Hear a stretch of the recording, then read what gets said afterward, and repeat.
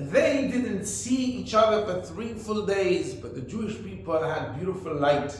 Is a verse in this week's parasha, Parashat Bo, when the Torah is describing the plague of darkness.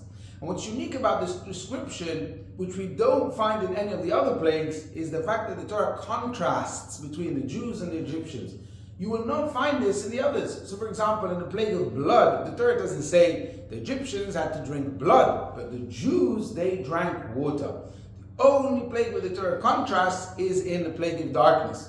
And I always explain because there is a message here for eternity. And what the Torah is actually telling us is like this.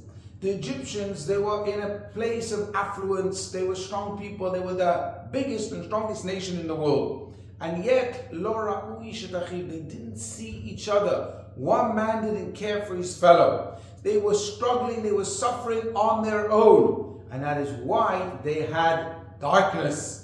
Whereas the Jewish people, even though they were slaves in Egypt, and even though they were suffering tremendously, but because they looked out for each other, they cared for each other, there was light in their dwellings. And that therefore is a message for us for all times, but I think especially today. Am Israel is suffering so much.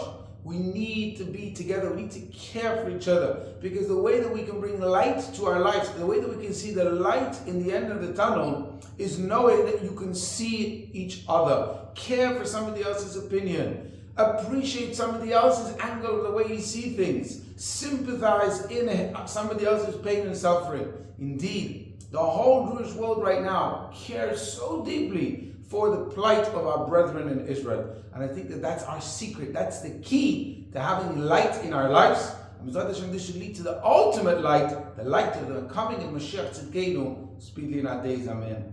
Shabbat Shalom.